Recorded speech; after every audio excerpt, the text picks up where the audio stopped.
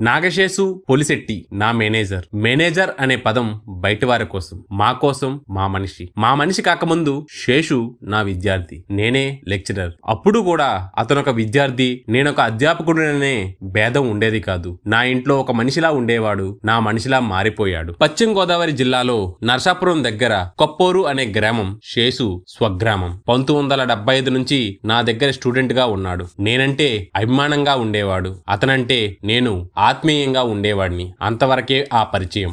BCom పూర్తయ్యాక శేషు ఉద్యోగ ప్రయత్నాలు మొదలుపెట్టాడు. కలిసి రాలేదు, కుదరదు, అదంతే. ఆ తర్వాత అప్పట్లో దుబాయ్, కువైట్ వెళ్లి ఉద్యోగం చేయడం అనేది ఒక స్టేటస్. ఆ ప్రయత్నాలు చేశాడు, అప్పుడు వీలు కాదు, అది అంతే. వాళ్ళమ్మ నాన్న నాతో శేషు ఖాళీగా ఉన్నాడని, ఏదైనా ఉద్యోగం దొరికితే పెళ్లి చేసి బాధ్యత తీర్చుకుందామని అనుకుంటున్నామని నన్నేదైనా దారి చూపించమని అడిగారు. నేనప్పుడు సరేనన్నాను. కానీ అనుకోకుండా నేను సినిమా రంగంలోకి ప్రవేశించి బిజీ అయ్యాను. శేషు విషయం సశేషంగా మారింది, కానీ అసలు విశేషం మొదలైంది. ఆహనా పెళ్ళంట సినిమా తర్వాత బ్రహ్మపుత్రుడు డేట్స్ విషయంలో అయోమయం, గందరగోళం మొదలై ఆ సినిమాలో వేషం పోయింది. రామానాయుడు గారి దగ్గర మాటా పోయింది. అప్పుడు ఎందుకన్నారో తెలీదు. రామానాయుడు గారు ఓ మంచి మేనేజర్ ని పెట్టుకో, ఈ కన్ఫ్యూజన్ ఉండదు అన్నారు. ఆ సలహా ఆయనే ఎందుకు ఇచ్చారో తెలీదు. శేషుకు ఉద్యోగం ఎందుకు రాలేదో తెలీదు. దుబాయ్, కువైట్ లాంటి విదేశీ ప్రయాణ యోగం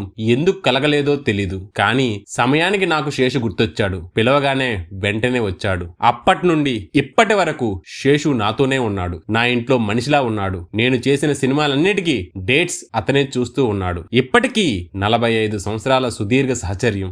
శేషు శేష జీవితం గడపడానికి కావలసిందంతా చేయగలిగాను. అతని కూతురి పెళ్లి శుభలేఖల్లో బ్రహ్మానందం గారి దివ్య ఆశీస్సులతో అని వేశాడు. అంతవరకైతే పర్వాలేదు. ఆయన లేకపోతే మా కుటుంబమే లేదు అన్న మాట కూడా చేర్చాడు.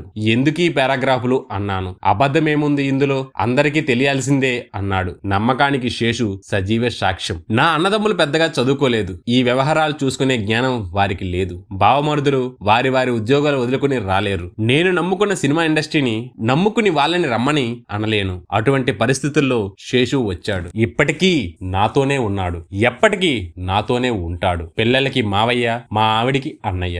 నాకు నా జీవితంలో మర్చిపోలేని అరుదైన వ్యక్తుల్లో అతను ఒకరు. ఆ వ్యక్తమైన ఆత్మబంధు. థ్యాంక్స్ రా శేషు.